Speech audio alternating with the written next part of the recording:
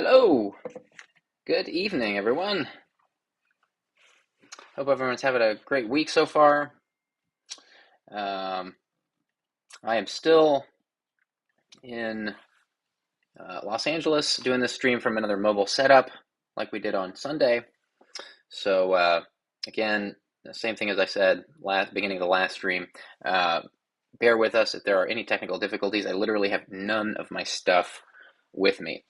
So this will be a very different stream. We have a number here you can call at any time throughout this stream. Best time to call is right between each caller for those who may be new here. And we'll just be doing this for the next couple hours.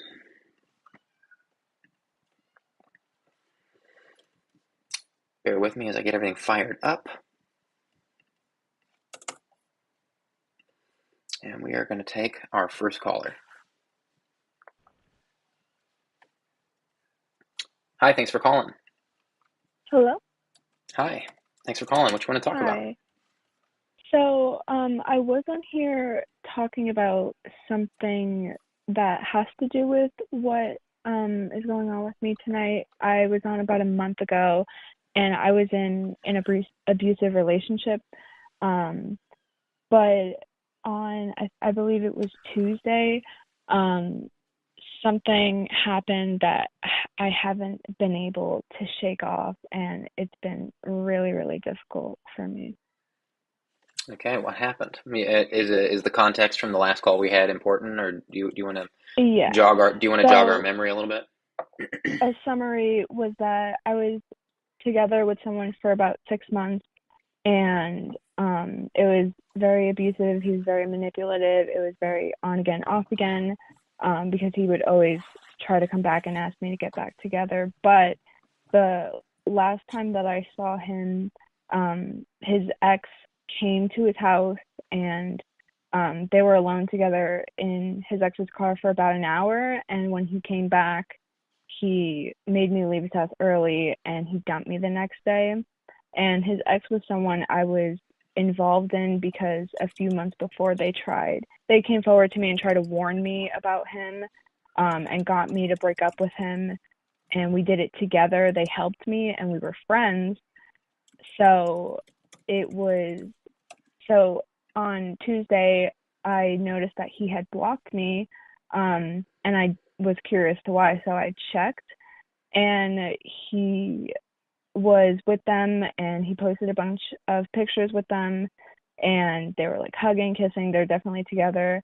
And he told me that when we broke up, it was because that he couldn't get better while being with someone else.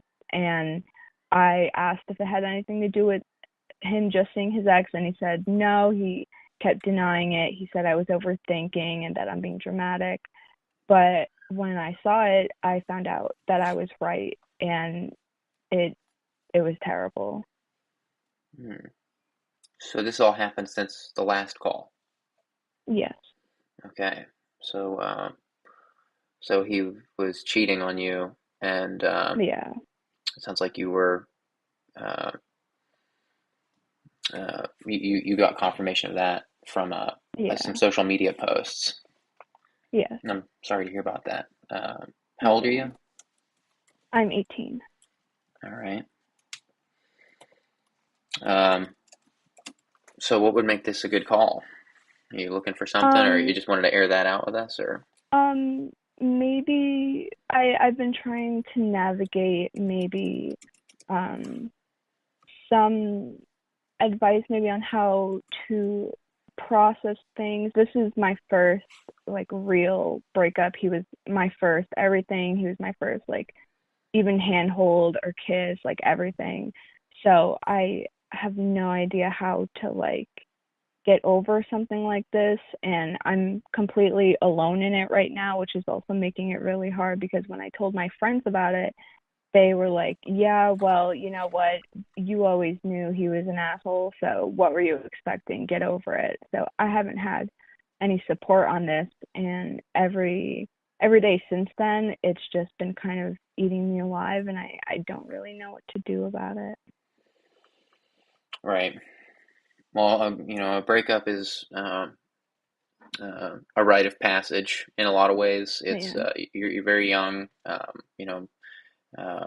a breakup can teach you a lot about yourself, and some people uh, never experience a breakup. Some people marry their high school sweetheart, and then they get into marriage. And to be clear, so I'm not saying uh, all people who get into a marriage without breaking up with someone first are doomed. I'm not saying that, but Yeah. like some people do find themselves in that situation where they get married to their high school sweetheart, and then they're uh, what I'm trying to say succinctly is that Mhm. this can be a good thing for you. It's a rite of Yeah. passage to go through a breakup. But what I'm hearing you say is that you were abused by this person and that they were lying to you, Yeah. and it was a lot of infidelity. So this is not a normal breakup. I mean, to be going through that at your age is pretty intense. Yeah.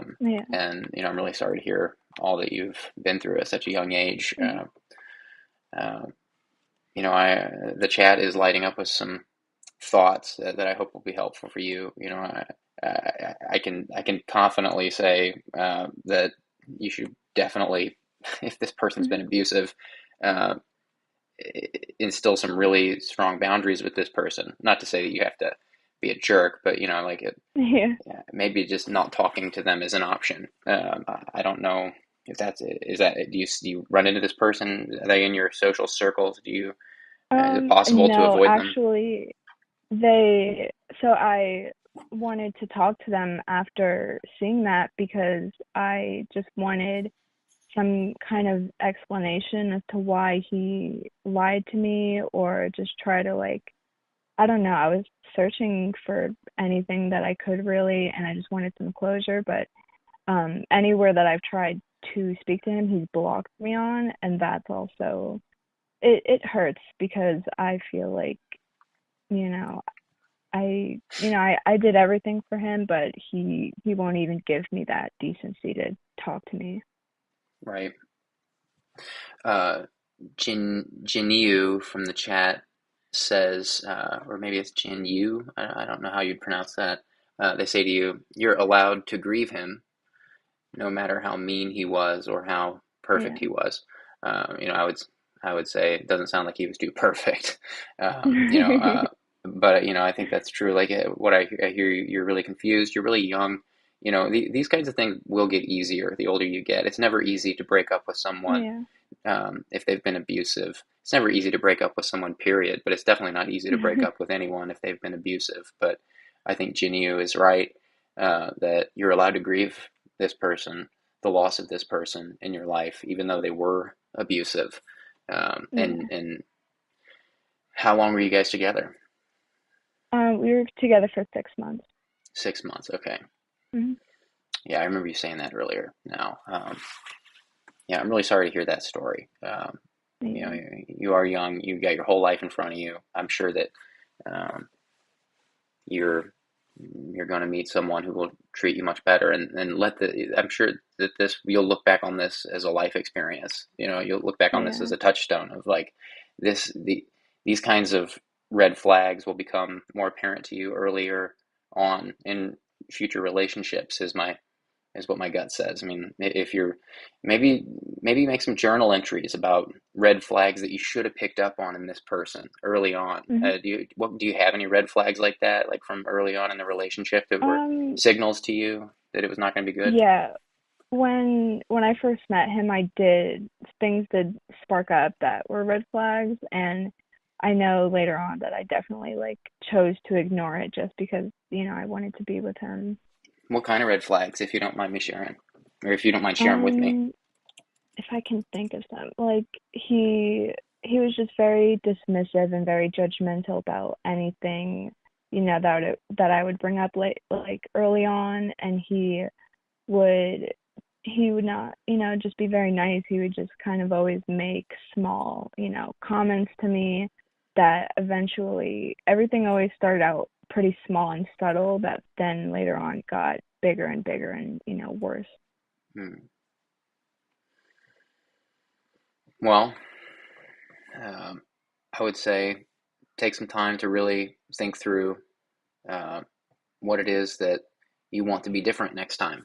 What is it that this might be a good opportunity to even not just journal about the red flags, but journal about what you want, what it is you actually Hmm. want in light of those red flags, and maybe you can reference those as you're dating more in the future. Uh, Yeah, even I've been after a little while passed, I tried to get back into dating, and it's been going so bad that it's also like it, I shouldn't, but I've been trying to grasp onto this to like find something to maybe make me feel better, to distract myself, to like anything to just like try and get over it. mm, But it's been so bad that it's created more problems for me. Like on the first date that I went on after I broke up with him, I was drugged and raped in a motel, and then oh I my was with her and goodness. he never spoke to me again. So Oh it's my been goodness. pretty bad. How long after breaking up with this guy did you start dating again? I think it was about like 2 months. Okay. Yeah, I mean, you might have. I mean, my goodness, I'm really sorry to hear that. I mean, it sounds Hmm. like you may have multiple partners you could use instances of red flags from for this kind of like journaling process. Yeah. I would maybe don't make that journal personal to any particular person. Maybe just keep a list of qualities that are red flags to you, and Hmm. qualities that you'd like to see in someone, or maybe it does help to make it personal, to like put like maybe it's multiple names of people, so you can remember like this person treated me this way and the red flags were XYZ. um, Yeah. I don't know what that, I'm just trying to think of what would be helpful for me to hear Hmm. at that age. I don't know if that is helpful or not. It The is. chat Yeah. the chat is of course suggesting all kinds of other things that I'm not sure which any I'm not sure how to pick any one of these thoughts because they can't all be right, but I would encourage you to go back and revisit them, and maybe Yeah. you'll be able to pick those out for yourself. Yeah. And my friends tell me they're like, because after they've heard about how bad, my dating experience has been so far, like, two people already cheated on me. I've been stood up a bunch of times. Like, I've just been on terrible dates or like have terrible experiences while I've been trying to date so far. And they say, like, you need to love yourself before you look for, validation in other people. But it's something that's really hard for me because he spent, our entire relationship putting me down and demeaning me and telling me that I'm lucky to even be with him, that I'm lucky that he's sticking around to be with someone like me. He's always telling me, like, he's better than me, that everything that I do is stupid or, embarrassing, and that, I'm inadequate, that there's always going to be people better than me. So I don't really know how to feel like I do deserve something better or feel like I Mm. am worthy of anything when, the experiences have been so bad so far and they always tell me otherwise. So this maybe there may be some sounds like there may be some self-worth issues that are keeping you from Hmm. identifying a good partner or qualities in a good Yeah. partner. Somebody said something earlier that was on that point about taking this time. I'm going to try to find who said this. Taking this time to better yourself and Hmm. to focus on yourself, and maybe don't date for a while. I mean, if you just came out of Yeah. two abusive relationships in a row, I mean, that's like a that in and of itself is a red flag. Maybe um, it would be good to take a take some time to not date and just focus Hmm. on the self-worth stuff. I don't know what could be at the bottom of that. Do you know what could be behind the self-worth stuff?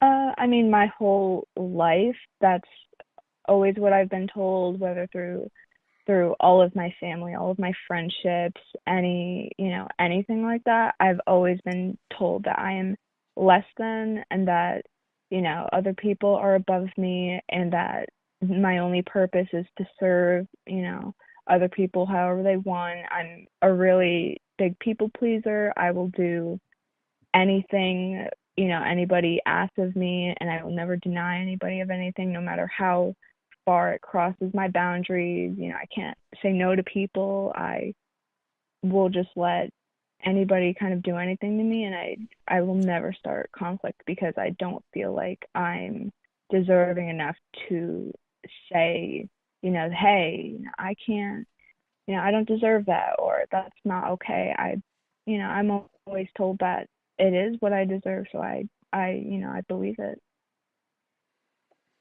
But you don't really believe it, right? Because you broke up with your boyfriend of 6 months for inappropriate Mhm. behavior, and I would assume you're not still seeing this guy that drugged you and raped you after No. a day. I mean, that's intense. I mean, I'm not saying you're wrong, but I'm pushing back at your Yeah. own in your own at your own defense, like because Well, the only reason why I did was because people were like, "Hey, that's not really normal," or my therapist was like, "Hey, I that's an abusive relationship," because I thought these things were normal. The whole relationship, I was like, "Oh, I guess I need to do better. I guess this is just how relationships are, and it's only bad because I'm not doing enough," which is what he would tell me. Or, after I was raped, even, I didn't process it until like a week or two later because I was just like, oh, I guess that's how it goes, or at least, he liked me or something. Like that's mm, kind of how bad it kind of was. And I I even did feel a need to like just have something like that again. It's really bad that I don't care what people do to me as long as like I get any smidge of, feeling like they want me or like me. right. John Corin from the chat says to you, it's important to remember that your worth and value doesn't come from what others place on you. That is so true. He goes on to say, even when it's extremely hard to ignore those outside opinions, I feel like that's extremely on point here. You're Mhm. valued. It sounds like you've been seeking acceptance from other people Yeah. as a form of value, and and I want to encourage you that there's so much more to that. Like it begins within you. Like that's that you you've got to find that value in yourself. What is it that you value about yourself? Can you tell us some things about yourself that you value? Um, Something I value is that I will always be there for someone. I will always be empathetic, sympathetic. I will always be compassionate to people. I will always try to understand where someone's coming from and be respectful towards them. And I value that because I've never gotten that myself. So I value that I could be someone to give that to people. That's good. Is it possible? Shoot me out if I'm wrong. I'm just trying to be helpful. Hmm. I'm not trying to be nosy or poke holes through your story. But you know, uh, I'm wondering if it's possible that you use that gift you have as an empath. It sounds like you're an empath, which is a good thing. But is it Hmm. possible that you use that as a way to gain acceptance from other people? I think sometimes even, I have kind of learned in life what, I think that's something that I always thought is the only thing that I have Mm, to be accepted by people. That's why, you know, with my ex-boyfriend, he's never been in a relationship that's lasted longer than a month. He's always gone from girl to girl, and he's been with, a whole bunch of people, and I was the person he was with the longest in his entire life because I was the only person that he said, would give him a chance and be patient with him and not just see him, at surface value, but to, believe in a potential that, he wouldn't be that bad. But later on, he told me that, that grew resentful because he just isn't that type of person no matter how much he tried to portray himself, as that. mhm, mhm. So I think it can be a good thing and a bad thing sometimes. Yeah. If you are an empath, I want to be very clear because I asked a poignant question earlier. If you are an empath, that's a beautiful thing. I would never want to Hmm. like suggest someone squash that quality. But what I was getting at is that one of the hardest things for empaths is to learn how to enforce and uphold healthy boundaries with people, because as Hmm. an empath, you want to connect with people, and you want to be helpful or useful or valuable in your relationships. Um, but yeah, there's this red flags thing, like learning to identify red flags is from what I'm hearing, it sounds like that's going to be a big step for you. And it's a normal Yeah. thing to learn at that age. It's not like, I'm not saying like you're behind or something, or you've missed out on something. It's a very natural thing to be learning at your age. Yeah. I would say just take this time and focus on yourself, uh, and and learn to stand up for yourself when you identify a red flag. Dr. Ram. Do you know the work of Dr. Ramani No. Diversala? Dr. Ramani Diversala. She's a psychologist. We talk a lot about her a lot on this stream here. She specializes in dealing with psychopaths. I'm not claiming to know if Hmm. anybody you're mentioning here was a psychopath, but you were certainly treated very poorly.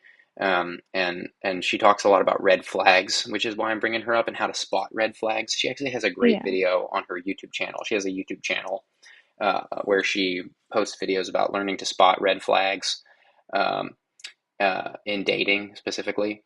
So you might check out her channel on YouTube and see Okay. and look for that video about spotting red flags in dating. She talks about things like noticing how your date speaks to the waiter, Hmm. or people at the people in service jobs that are facilitating your date. These kinds of things can be uh, helpful cues into how these people are ultimately going to treat you, how they treat Hmm. a stranger. Um, Yeah. so it's just one example, but it sounds like you're having trouble spotting red flags. So I'm trying to give you Yeah, some definitely. ideas. Um, are you okay? I mean, you've been through a Um, lot. I've been doing really, really bad. Because like I said, I don't have any support right now, so I'm just sitting with this by myself. And he did this to me knowing how hard my life has been and the things that I've been through as well. Even not only my past, but just my day to day is very hard. I live in an abusive household, and you Mm-hmm. know, I was I was dependent on him because he would distract me from it and he would get me out of the house. Whenever I would go see him, I was just happy that, like, at least I'm not home. But now I'm just sitting completely by myself, and my family's not making it easier on me, and I don't have any kind of thing to distract me from it, and I don't have a support group to help me heal from it. Mm-hmm. So I'm just sitting every day, and I'm like, every day I've just been crying my eyes out. I cried so hard yesterday that I threw up. Like, I can't eat. I haven't slept or eaten in, since I found out. I, it's been really, really rough on me, and especially because he keeps blocking me out and he won't, give me any explanation or any kind of closure. Um, Whether or not that would probably help me or not, I'm not even sure, but it was something that I was, just trying to cling on to anything to feel like it would help me, but I've been very suicidal, and I'm, I don't know how to get out of this hole that I'm in. Do your parents know about what happened? No. Yeah, it must feel really lonely. Yeah. Um, you need to find some support. The chat's been saying that the whole time. I'm not Mhm. sure what that looks like for you, since it sounds like you're still living at home. Um, what do your parents feel about counseling? Would they put you in some Uh, I, counseling, or can you afford I'm some in counseling?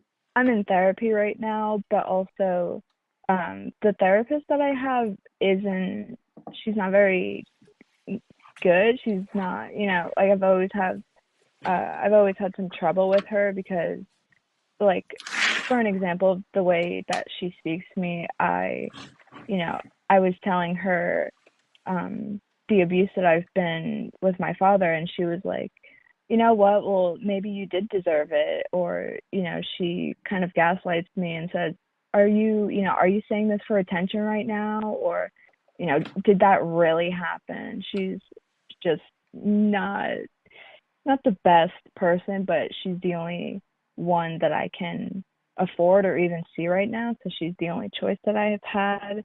Hmm. And that's been really hard because I feel like, you know, sometimes I'll go to her for support and she will end up, making me feel worse, but I don't have anybody else to kind of talk to.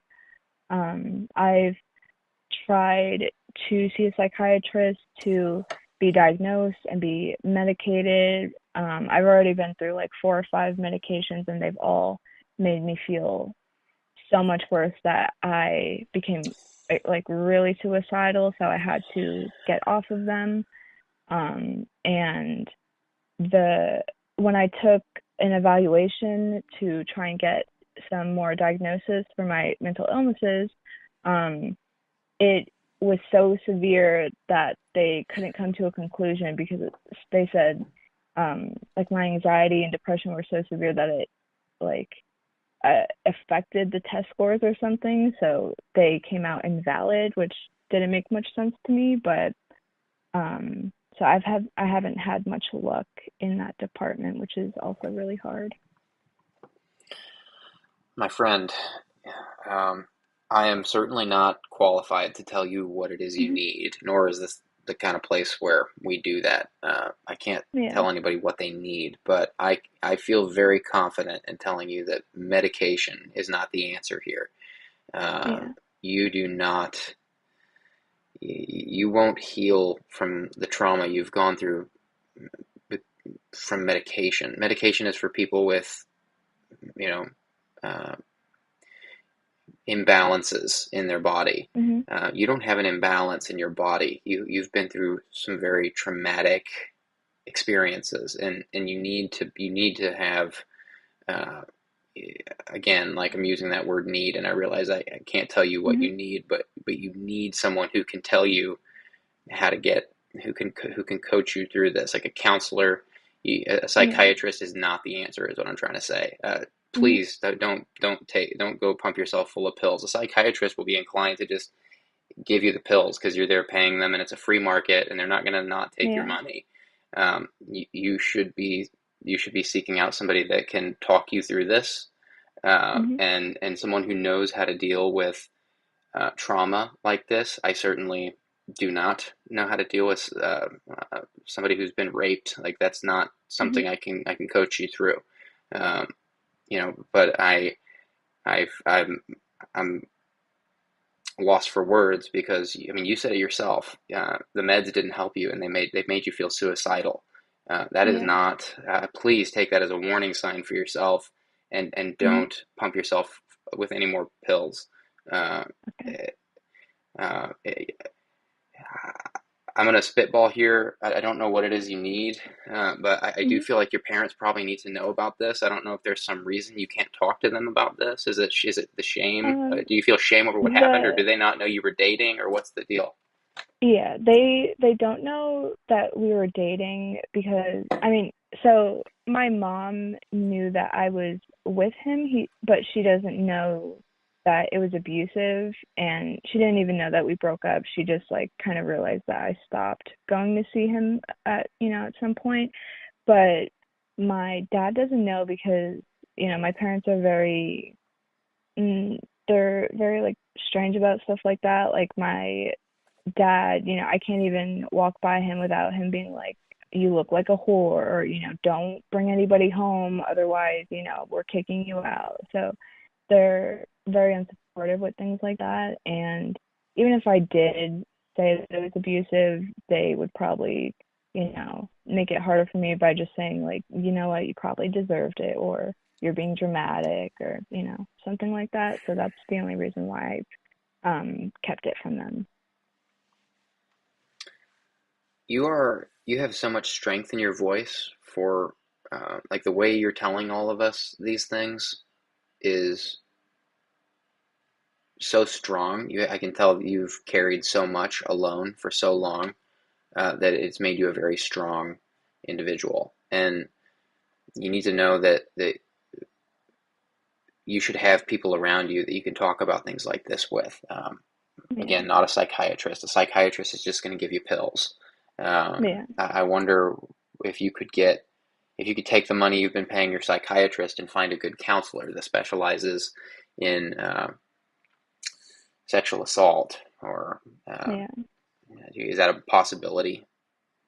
The therapist that I have right now, and the psychiatrist, they're both free because I'm from a lower income, so I can't afford to pay them. So it's kind of like you know, take what they give you. So that's the only reason why, besides my psychiatrist, the therapist that I have, she's um no matter how kind of bad she is, it's more like it's either that or nothing. So that's why I've chosen to stay with her.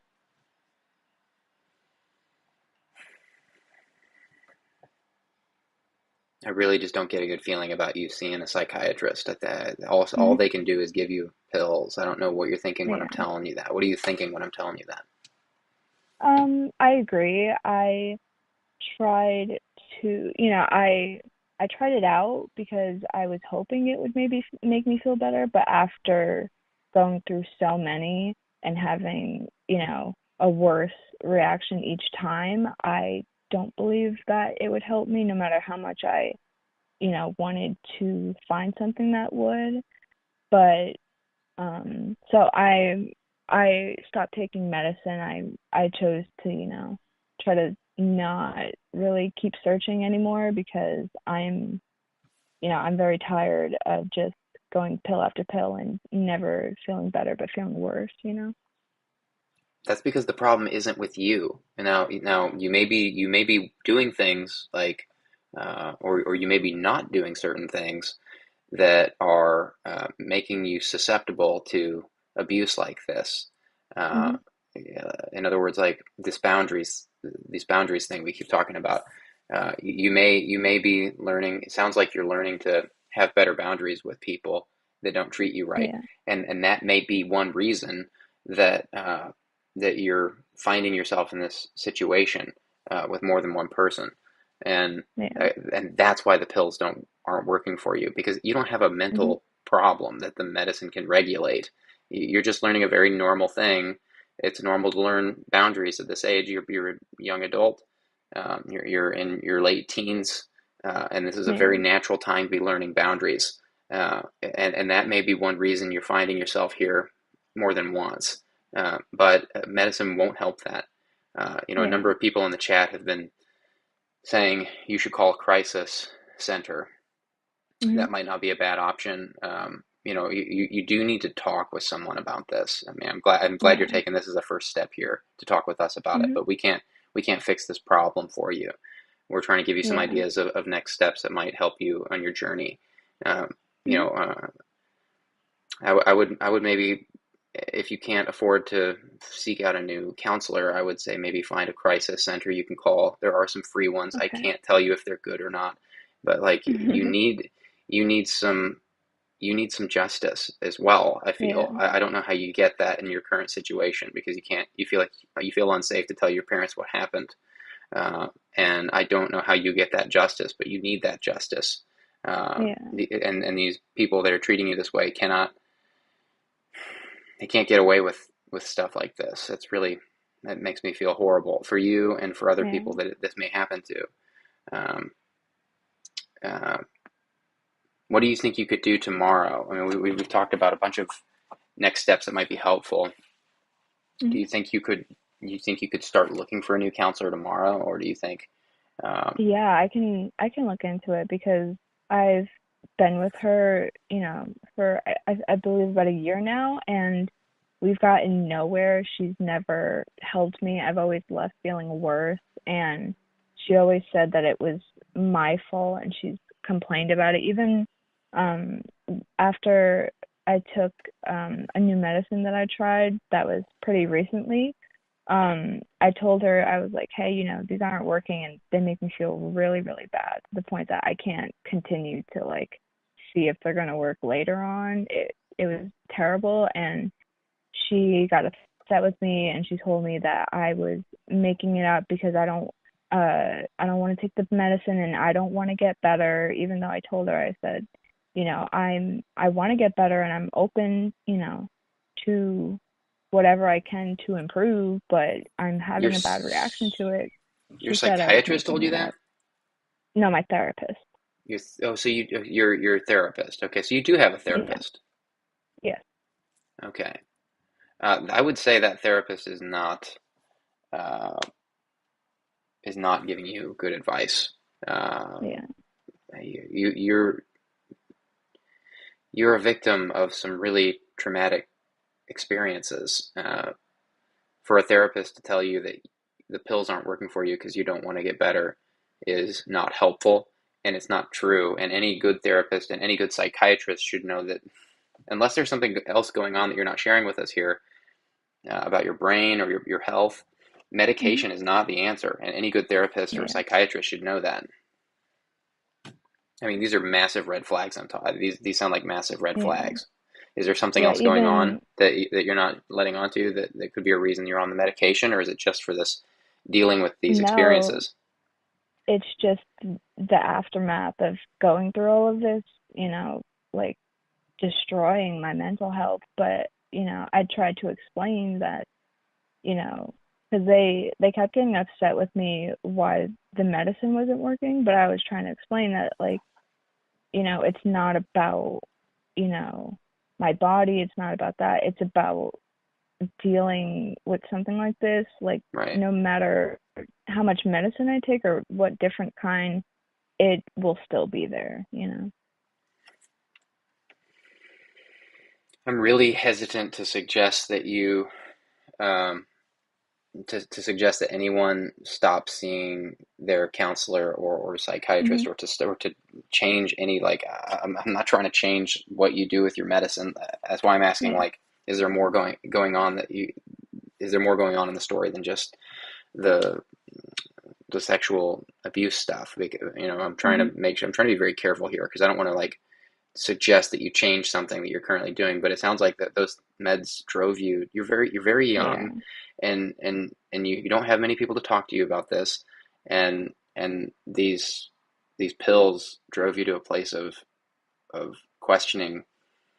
I mean, you were having suicidal ideation, and like that. I hate that for you. Like that can't Yeah. they can't keep giving you those meds. Like I don't know how they ethically can justify that. That Yeah. makes no sense to me, and and uh, I'm feeling really conflicted about again. Like I don't want to tell you what to do, and that's not what we're Mhm. here to do. But like I just think you might need someone. You might need a second opinion. That's what I'll put it Yeah. that way. You need a second opinion. If the meds aren't helping, if there's nothing going on in your body that you need to be on medication for, and your body's telling you that, I would trust that, and I would get a second opinion at least. Um, Mhm. yeah, there is definitely someone out there that can help you process what happened and help you heal from it. I just hate it for you that you have no one you can talk to about this. Yeah. I hate that.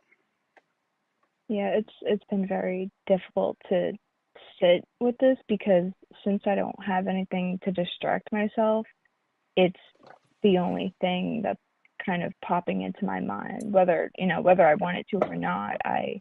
It's not something that I can, you know, brush off, or, I don't know how to distract myself from it popping into my brain from time to time.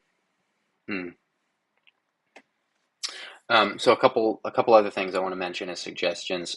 This actually just came up in the chat, so I'll give it to the chat. Mhm. Worthless Animations says to you, I know it can be redundant, but exercise can be an outlet to recuperate your own area in the world.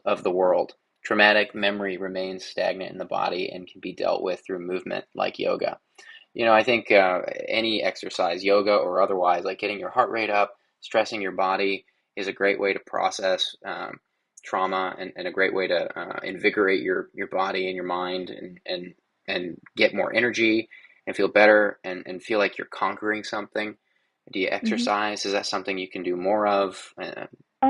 Not usually, just because, going through a lot of this, I become so depressed. I don't get out of bed unless pretty much just like using the bathroom is the only reason. And um, so it's been very hard to get out of bed, to take care of myself, to Hmm. clean the disaster that's become of my room. But I can definitely give it a try because that sounds like something that would, maybe make me feel better. If you're having trouble getting out of bed, some yoga can be a great way to ease into a new exercise regimen. Mhm. And maybe some, I love yoga. I don't know if you have tried that before, but if you've been in bed for a while, and you need to work up to uh, some hard work and some sweating, Mhm. then yoga can be a great way to ease into that. Um, I Yeah. also want to mention that the chat, well, as you've been talking, a number of people in the chat have are begging you to come into the Discord and use them as people to talk to. I don't know how comfortable Okay. you feel with doing that. In the Yeah. Discord, I've it's not. I've been in the Discord since it was created, but I've always been too scared to talk in it. So I definitely will give that a try after this. I would encourage you to. Um, we've had a bunch of people coming into the Discord and revealing their identities in the Discord as people who've called in. And I want to Mhm. encourage you not to do that. If you can find a Okay. way to connect with people in the Discord without revealing your identity here as a caller, Mhm. I would encourage you to do that, because Okay. it's in your own interest, in case, you know, 5, 10 years from now, you don't want people knowing that you were this caller. You Mhm. know, it would be in your best interest to not reveal your identity in the Discord as a caller here, or this caller in Okay. particular. But if there are a bunch of people in there saying that they'd like to help you Mhm. process this, so if there's a way you could go in there and just, people go in there and post all the time about wanting to vent about certain things, or lean on other people for certain things. So I do feel there's a way that you might be able to do that in there, Mhm. without giving up your identity. But are you in the Discord right now? Yeah. Okay. I'm trying to suggest ideas that will get you talking to someone, because this is intense stuff, and you're so young, and I don't want Man. this doesn't have to haunt you, and I'm worried that, I'm not worried, I'm concerned that if you don't get someone to talk to sooner than later about these things, preferably a counselor, that's not going to stuff you full of pills, but also some good Mhm. friends, a counselor and some good friends. I'm concerned if you don't get that support, then this might just get swept under the rug, and then continue to haunt. It might pop back up later and manifest in different ways that would be worse. So in other words, like, with what you've been through, I would love to see that you're getting the support you need right now, like while it's fresh on your mind, Yeah. so you can put it to bed and move on. Um, that's one thing I feel really strongly about. Yeah. And this is something that I know was like this was definitely, I've been through so much in my life, but this was definitely the worst thing that someone has ever done to me. It's hit me the hardest than anything has when I saw, the pictures and stuff like that. I've never had a reaction to anything like that before. Like I can't even explain what it did to my body. Like Hmm. it was just so intense. And um I've been with my therapist for about a year and a half, and this was the first time that I ever like started crying while talking about anything. And I've talked about things that have made her jaw drop, things that she was like speechless on of how bad it was. But this was the first time that I've ever even cried in front of anybody, because I can't, this is something that I can't even think about or talk about without like, you know, crying my eyes out about it for, hours after. It's just I don't know how to sit with it and be okay to move on or process it. I want to recommend to you, Bella Ruth Naparstek. Did we Mhm. talk about her on our last call? I don't believe so. I recommend her her she has some guided meditation products that are amazing. They're basically just audio files. They cost a little Hmm. bit of money. They're anywhere from like $6 to $12. But she Okay. has all kinds of amazing guided meditation sessions available for purchase on her website. I'm going to put this in the Discord for you. She has one on anxiety and panic, which might be good for you. Hmm. She has some on trauma. There may be some on sexual trauma specifically. I don't know about the sexual trauma. Let's see if she has one. I'm curious myself. I see maybe sexual healing. Is that one? This website's going kind of slow. Um, I honestly can't tell because I'm streaming here and running on a mobile setup, so it's not very fast. Um, Yeah. all my bandwidth is going to the stream, but I want to put this link in the chat for you because I feel like she's going to have something, whether it's specific to sexuality or not, Hmm. that will be helpful for you. Um, Yeah. and and these have really helped me at different times in my life, which is why I'm Hmm. recommending it. Um, Yeah. and there might be some typos in here because I'm typing fast. Um, but yeah, I do feel like you need someone to talk to. Yeah. I'm feeling two things. You need people to talk to about this, and you need some kind of physical care. And within Hmm. that physical care, I'd put two things. I'd put exercise and some kind of like meditation thing to like Okay. help you calm your brain down and learn to. Uh, it'll help you compartmentalize that pain that you're feeling. Yeah. And I've never been raped. I'm trying to be very clear. Like I don't know what that's Hmm. like, and I'm so sorry to hear your story. But I have Yeah. been in abusive relationships, and I understand to an extent um, the emotion one goes through Yeah. with abuse. Hmm. And Belarus Naprostek um, has been amazing for me. I hope you like her as much as I do. Um, and yeah, I'm I'm wondering how you're feeling, and if there's anything else that would make this call a good call for you. Um, just I think what I'm looking for is just how suggestions, I guess, on how to learn how to live with myself because for, for half of, the year, he consumed my life and, you know, whenever, we were on again and off again. So when we broke up, we would go to each other for comfort, and that's why we would end up getting back together. So knowing that Mm-hmm. I'm alone after this happened and he's not alone and he's happy and he's doing fine, it's really hard. But I've never been in the type of situation where like all of my friends, left me after this because they got fed up and they were like, I'm tired of hearing about this and, I don't know what you expected, so they don't speak to me anymore. And, I suddenly have all this free time that I don't know how to spend my free time that's not dedicated to him and dedicated to making him happy and doing what he wants. I've never had time for myself, and I don't think I know how to take care of myself or learn to sit by myself. You know what I mean? Right. Scrambling Blambles, what a name, says, "Hey, you don't know how happy he is," and that's true. You don't know how happy he is. Maybe this guy is. I mean, like, look, like, uh, this guy. You have no idea what constitutes someone that, like, what are the traits of somebody who does these kinds of things? Someone who an abuser. Uh, Yeah.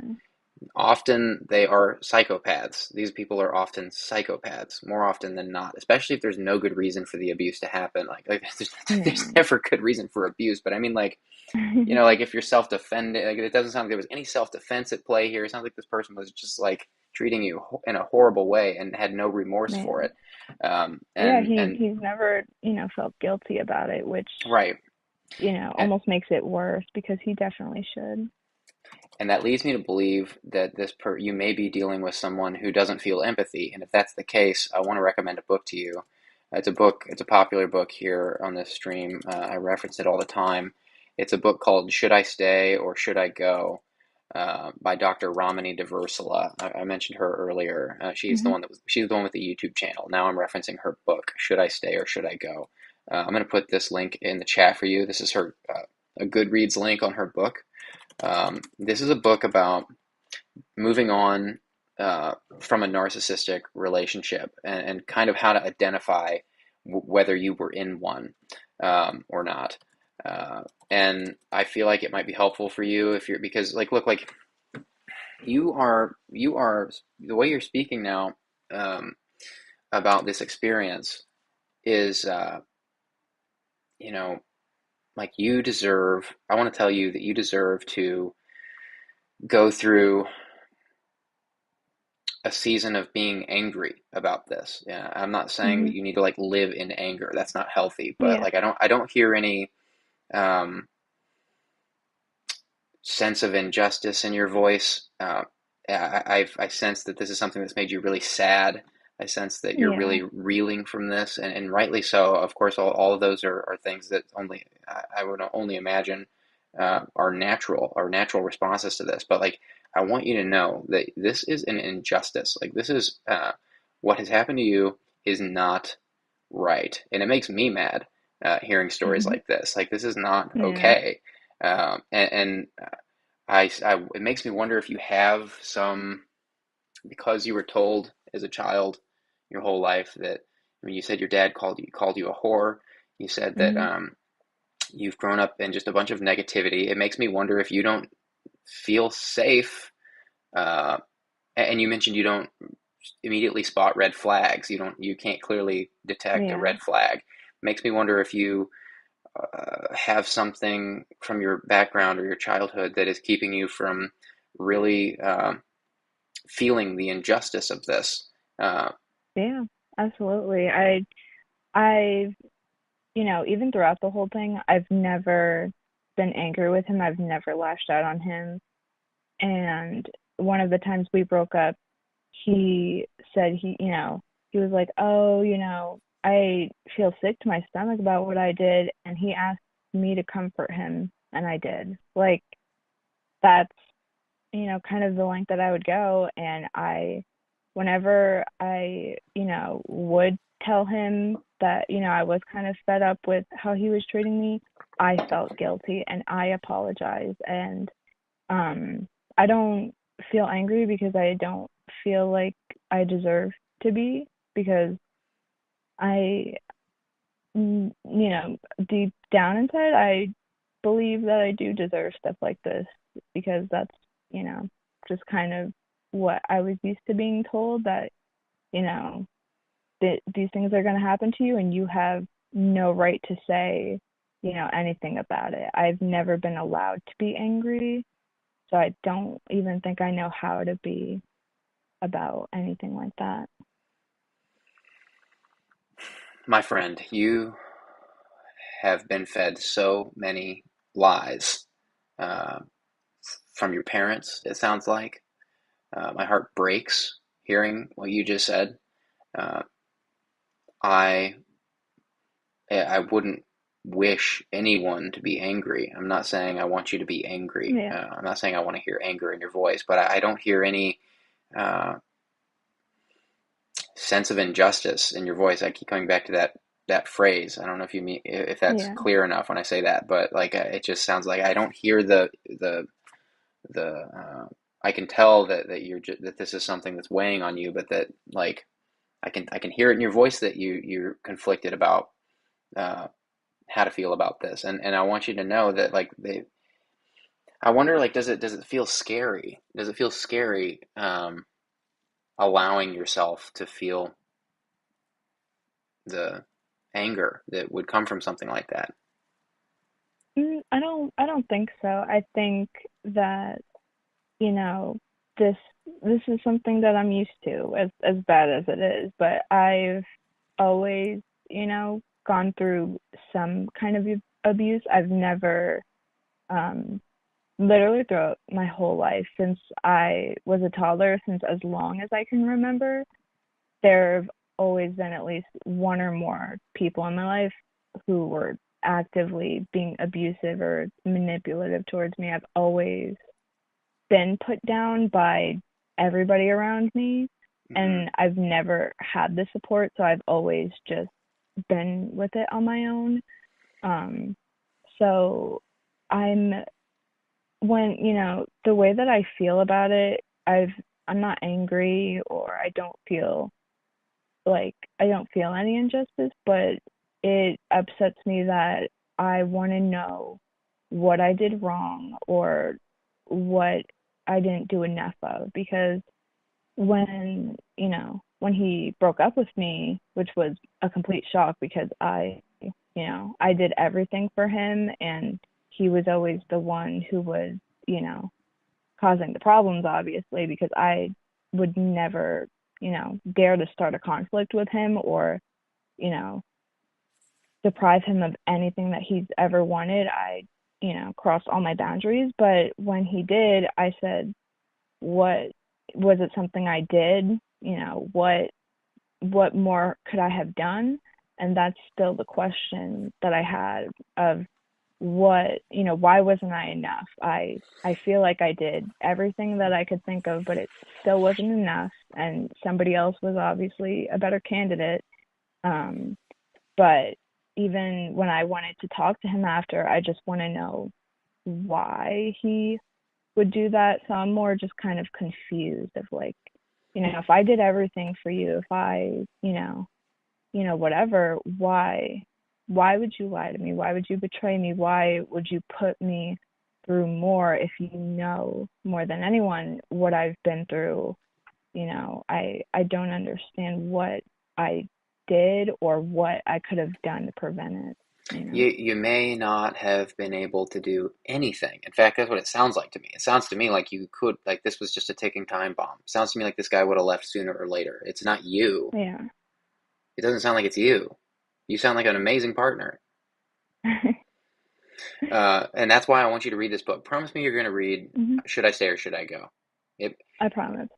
because even if it's wrong, even if you find out that, um, I feel good about recommending that book, because even if you find out that, hey, maybe you finish the book and you're like, hey, maybe that guy wasn't a narcissist. I find that Yeah. highly unlikely from what I'm hearing. I feel like you're going to read that book and it's going to rock your world. I feel like you're going to read that Yeah. book and it's going to change a lot for you. But it would be helpful either way, even if you get to the end of it and it helps you realize that something completely different. But Hmm.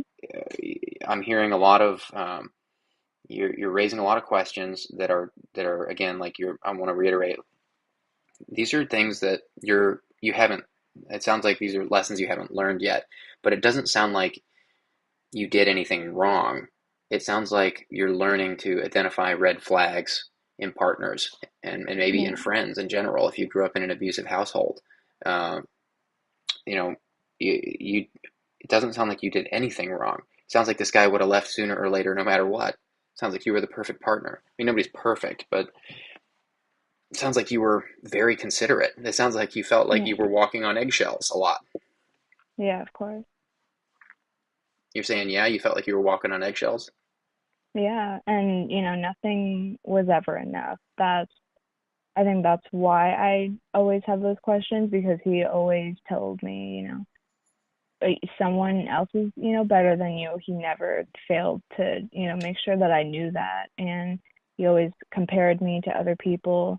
He always told me what I was doing wasn't enough, and, what I was doing was wrong. So the question that always rang in my head was, what, what did I do? And what could I have done? And it feels helpless, and it feels like I failed. I feel guilty, and you know, I feel the You burden of it, did because not it fail. feels my fault. I'm interrupting you on purpose. You Yeah. did not fail. I'm positive about that. I don't know. It's so hard. I wish that I felt that way. I feel like such like a failure. I feel like it was my fault because I feel like if I did more or if I did enough or it's my fault that I, wasn't good enough because then, in my brain that means that he would have stayed or something. What I'm concerned about is that you can't accept that. Yeah. And I'm concerned that it might be a really long, difficult journey for you to uh, accept that. But this book I'm recommending, Should I Stay or Should I Go by Dr. Ramani Deversala, is a great first step in kind of peeling back the layer on what you may have been dealing with. I'm pretty certain from what I've heard that this book is a spot on recommendation. Um, Mhm. I mean, are you familiar with psychopaths and specifically narcissistic Um, personality disorder? I'm not talking about narcissism, like people throw around the term yeah. narcissism. I'm talking about the actual disorder. Are you familiar with what that means and how these people treat people? Um, After going through this relationship, my therapist did say it does sound like he has narcissistic personality disorder. He even said himself to me, he was like, I think that I might have that or, some kind of form of it.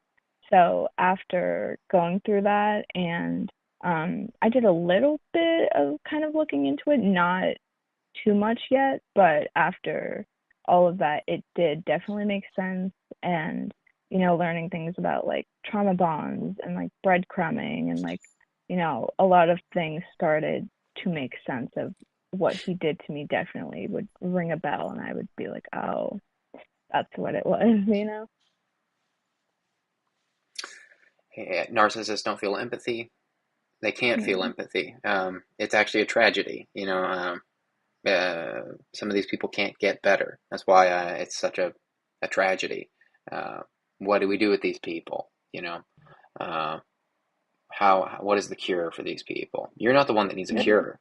You're just learning some valuable life lessons. That's all. You don't need a cure. You don't need a pill. You don't need a shrink. You need time. You need some life experience. You're young, and that life experience will come. This right here is your life experience.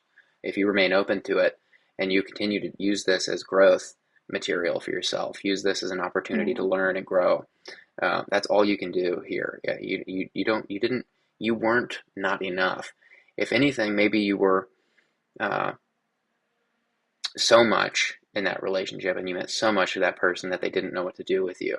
Uh, Yeah. you you didn't deserve any of this, and I'm really excited for you to read this book. I think it's really going to begin. I think this book is going to mark the beginning of a really beautiful journey for you. Yeah. Um, I'm fairly certain about that. I'm more than fairly certain about that. I'm almost positive from what I'm hearing. Yeah. Um, No, and I and will I will definitely give it a read. my sense is that uh, it may feel my my concern is that you'll get to the end of this book and be overwhelmed. My concern is that Mhm. you'll get to the end and say, "Wow, everything in that book was talking to me." In my that was my experience. This book, and I'm concerned that you might get there and not feel sure how to deal with Yeah. the what's next because of how you were raised and because of the way your parents talk to you and the way they've treated you, Yeah. and it might be a lot for you to take in. You might have to re-educate yourself, retrain yourself rather, on how you deserve to be talked to and how you deserve to be treated. Yeah. And I'm concerned that Definitely. that might be overwhelming for you, but I just want Mhm. to encourage you that you can get through that. Um, you can get through that, and I just want to encourage you to remain open minded. Mhm. And if you get through the end of that book, and you want to read more, I'll make one more book recommendation for you. Don't read both of these at the same time. Start with Should I Stay or Should I Mhm. Go? But if you get to the end of Should I Stay or Should I Go, um, uh, and you want to read more about that topic, there's another book that I'd recommend you read second. It's called Psychopath Free by Jackson Mackenzie. It's a little more Mhm. prescriptive than Should I Stay or Should I Go? It gets a little more granular. So it's a good second book to read, a good follow up book. Okay. but don't read it first. It goes too Mhm. deep in the weeds. I think Should I Stay or Should I Go is a great first book. I'm putting this in the Okay. chat for you. Yeah, I definitely agree with what you said though. I think I saw someone in the chat even say like I think she's like dissociating, and probably because this this is the first time that I've been able to talk about it without my voice breaking up, without crying about it, because I think I just removed myself from it. Even you know every time I think about it, like throughout the day, I just can't help but start crying, and it lasts for hours, and it's so intense that my entire body aches, until Mm. the next day, or that I end up even throwing up because that's the amount of pain that it's causing me. But I think I've gotten to a point where I I'm almost like numb to it because I'm in like shock. Like I think I'm scared that if I find out that, without hiding behind the shield of like, oh well, I did deserve it, and, I'm used to it. That's happened to me so many times that, that's just kind of how, things go for me. I'm scared that if I do think about the fact that I don't deserve it and that it's not normal and that, there was nothing I could have done, I'm scared how like that even might affect me because it isn't fair. But I always hide behind the shield of, well, I guess I did deserve it because that's, what I'm used to. But That yeah, is not a shield. That's a sword that's you're pointing at yourself, and you may have been taught to point it at yourself. That's not a shield. Drop that yeah, thing, is what I would say. That's not true. hmm, I want you to heal from this, and it might feel overwhelming to get to. It might be a long recovery period. In fact, Fern Bear just right, said something similar that Fern Bear says to you. Really proud of your bravery, caller. I definitely see the detachment here. I sense that detachment too, by hmm, the way. I sense that you've really detached from this. They say to you, you have a yeah, lot of trauma trapped. It's going to take time, I think. I think that's spot on. Um, yeah, Go slow, be patient with yourself, and maybe revisit this call and read it with the chat. Um, I hmm, hope that I hope that this was helpful. Um, yeah, I definitely. think I wish I could express to you how much you've helped me, not only now, but, throughout the years of growing up, you've always been there for me. So I really wish that I could express my gratitude for you being the only person, who is there for me right now. well, I appreciate that, and Hmm. you need much more than my pixels here on the screen. You need people in your real life. You need a counselor that will not just accuse you of not taking the work seriously. You need Yeah. more than a psychiatrist who's going to pump you full of pills, and you deserve more than parents who will call you a whore and will be Right. really unsupportive of you. And you need friends you can talk to about this. I've tried to address each one of these things with ideas for next steps Hmm. that might help you. And Yeah. again, I want to repeat, the Discord might be a great place for you to go in and open up about some of this stuff. Yeah. Definitely. Read those two books, and I want you to call back and give us an update. Will you give us an update Hmm. sometime? Yeah. Of course. Okay. Hmm. Is there anything else you want to share? Um. No, I think that covers everything. But I will buy that book tonight. Like literally, Great. um I'll get it and I will read it until I finish it. And as soon as I do, and as soon as I process that, I'll definitely come back and give you an update. Okay. And both of those books have fairly good audio books. I don't know. You're Hmm. young, and I don't know if reading books about psychology will feel too dense. Yeah. If that's possible, then there are some audio books you can just listen to, and they're fairly good. Okay. Yeah. Of course. All right. Well, take care of yourself and call again anytime. Hmm. Thank you so much. Good night. Wow. Okay. Phone lines are opening. Hi, thanks for calling. Hello? Hello? Hi, thanks for calling. Oh my gosh. Hi. Hi. Sorry. I didn't think I would hear my own voice. What you want to talk about?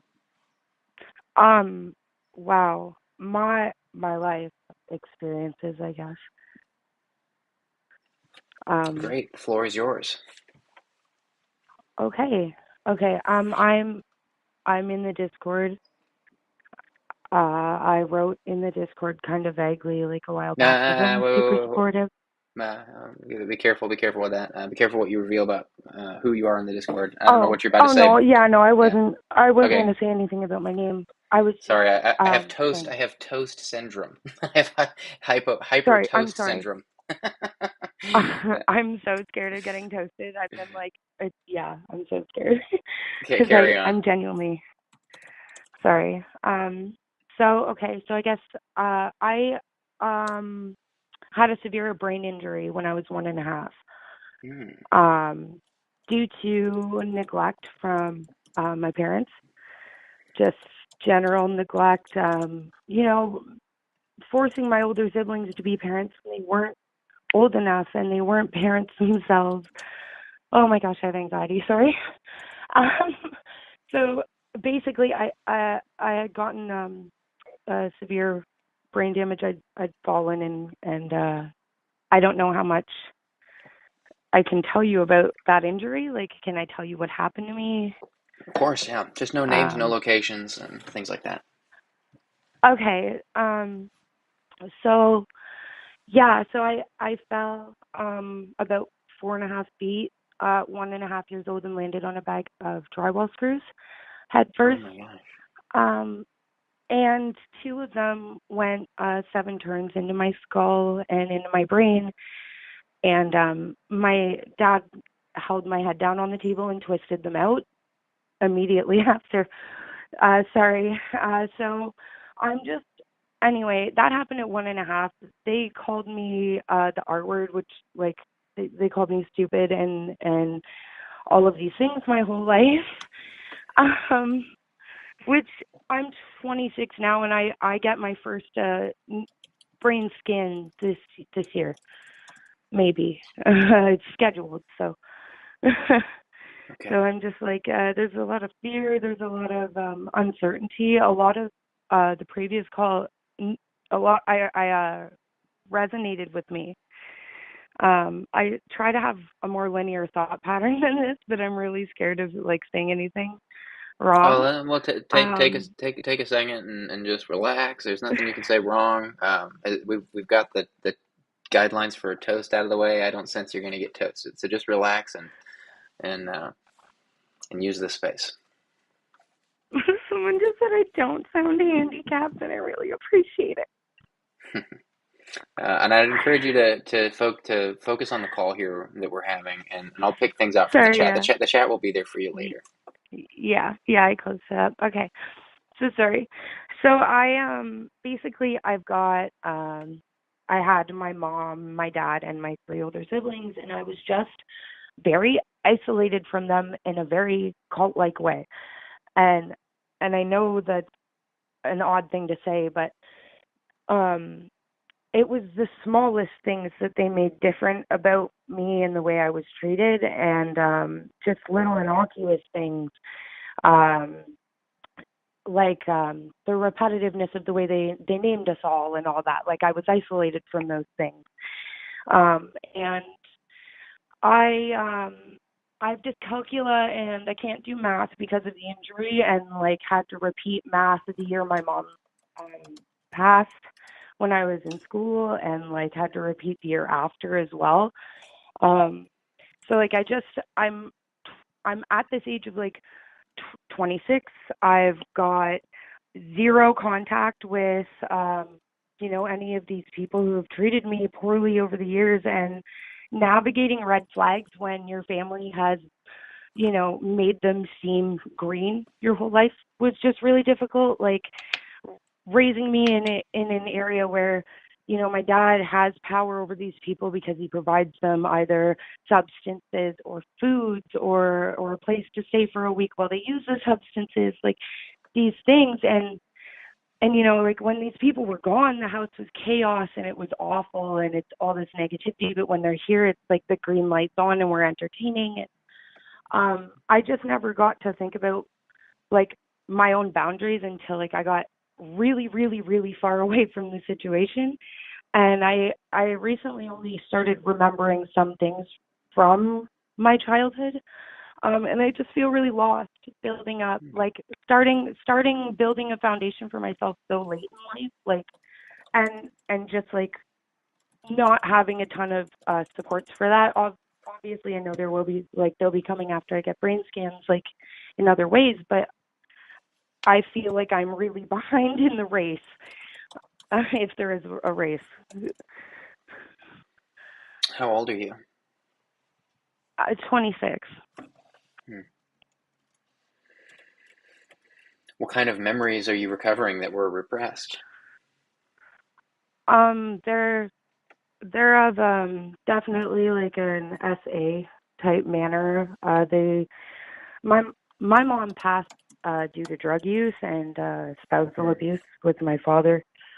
So there was she was so young when he met her, like, and she became addicted, and he was the military lifestyle, so he's gone for 6 months and then back and she's pregnant and then gone and then she's pregnant again, and then so she just slowly became this shell of who she used to be. And like oftentimes their arguments, she would be just reduced to tears, like scrubbing the floor with like her mop bucket and her tears, and like he would continue to humiliate her and berate her, and all of that to say it hasn't led for very healthy relationships. And thinking like even my bond with my father was inappropriate sexually. Even my like there's photos of me at 10, 9, 11 years old sitting on my dad's lap, scantily clad, like drunk, and at these parties that were like once, twice, 3 times a year. And now I understand all the times that some people thought like, oh, like she's really weird, she's really off, because like I didn't know these things weren't normal growing up. I didn't know that like it wasn't normal for my parents to be doing these things and dropping me off for 2 day sleepovers at strangers' houses, like when really like either they're doing something super inappropriate at the house or they need collateral for whatever's happening to me at that apartment. Mm-hmm. So I like that memory came back early last year of what I had mentioned with my dad, and I went into this episode. It was like in and out. Like I would faint. It felt like I was going to faint, and I had these tingles in my face and my head. And I'm aware that at the very least, the nails have affected my emotional capability to like do what adults do. So I never grew out of crying, and that was really isolating and humiliating for me because everyone, no one wants to see that, grow up. But it's all of those things that are affected, and I try to give myself leeway, but I've got nowhere to go with how that works, and I know that. I don't want to hate all my family, but I have to, or else I'll feel bad and hate myself again the way they taught me to and let them back in. I convince myself that I'm crazy because I don't know. I don't know what's right, and there's just no one on the outside going, no, this is really wrong, right? And it's okay that you don't know, and it's okay that you didn't, like I got blamed for my mom passing away for a long time. And, I was the only one there in the room with her actually when she was passing. There's a lot of things I won't go into detail about going on, but I guess, like, I was scared about calling because I know I struggle with linear thought, but I just wanted to say that I'm struggling with, I'm also a mom. And if anything, it's the best thing I could, I'm so good at being a mom. And I love my baby. He's amazing, and he's got soccer is starting this year, and I've got so much to look forward to. And stability is the only thing I've ever wanted. And I'm really sad that, they never, like, yeah, the emergency surgeries happened, but there was never follow up. And after that point, they were like, yo, yeah, you're just stupid. And I always had this gut feeling like maybe if I never hit my head, I could do math, like as a kid. No, come to find out that's true. So I don't feel so bad for myself about it because I don't know what it's like for people who don't experience what I experienced, but I just really hope that, I don't know, there's good things coming because I'm so tired. That was a lot. I want to touch on a few things you said. First of all, it's normal to cry. Don't be afraid of crying. I'm not alone in saying that. There's a number of people in the chat saying um, adults cry. So allow yourself that freedom to cry and mourn this. You haven't fully processed this. It sounds like, which brings me to the Yeah. next, and that brings me to the next point of you mentioned that you feel like you've got some dilemma of either hating yourself or hating your parents. And I wonder what it would Yeah. look like for you to free yourself of that dichotomy, because hate is a strong word. Uh, I don't think that we fully heal from things so long as hate is involved. Uh, I wonder what it would look like for you to uh, learn to forgive your parents for the neglect. And don't hear me, don't mishear me, and don't misunderstand what I'm saying in saying that your parents uh, did some horrible things to you. It sounds like, and I'm not discounting that.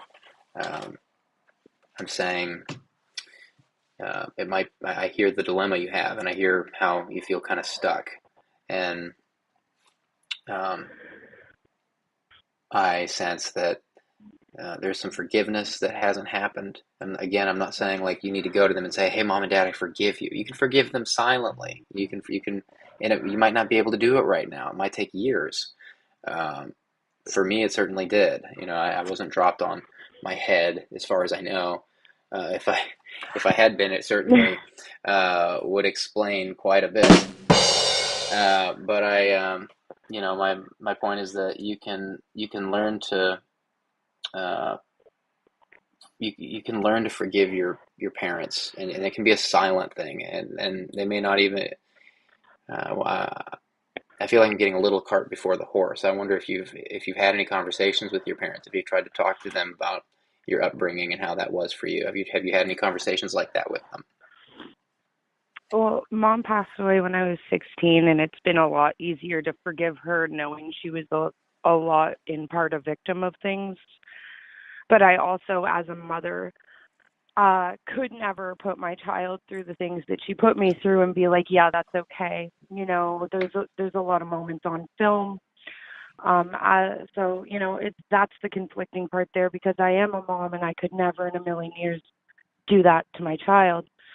That's where I get stuck there. As for my father, he is actively alive and alcoholic and calls me like I'm going to change my number. I have to obviously to me, I have to save for that. But he most recently called me around Christmas drunk, and he had said a lot of really hurtful things, and I said to him, maybe we don't know each other as well as you would like to think we do.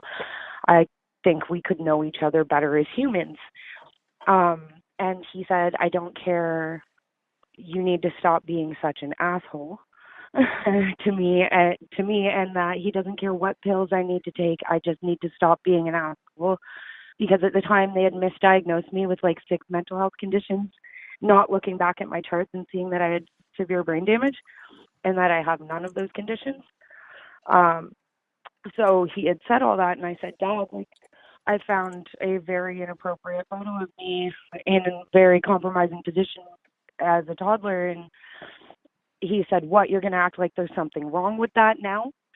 And I just said that he belongs in prison.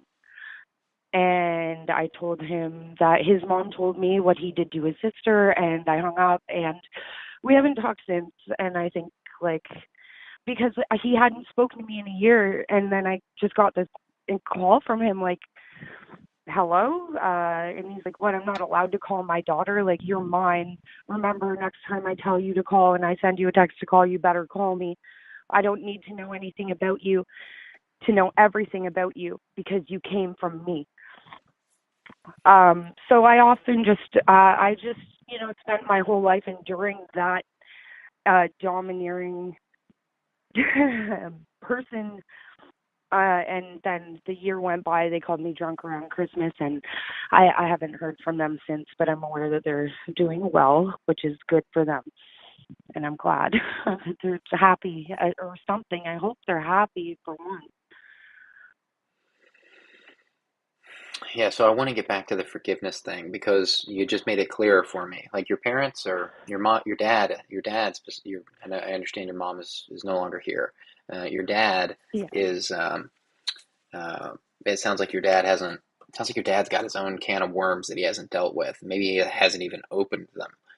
If he's an alcoholic and he's calling you drunk and insulting you and uh, saying crazy things like what you just said, like that's just simply not true. He simply doesn't. It doesn't sound like he's taken the time to be able to relate with you, and so it sounds like you have no relationship because of that. And that's what I mean by the forgiveness thing. Like your dad doesn't sound like he's been able to, or he hasn't been willing, possibly, more probably, willing to go through that and do the work it takes to heal from whatever he's gone through. I have no doubt that your dad has his own story and reasons for being the way he is. I'm sure he gives you a sob story. I'm sure he has excuses for his behavior. But Yeah. the boomer generation is notoriously uh, uh, closed-minded towards therapy and things like talk therapy and counseling.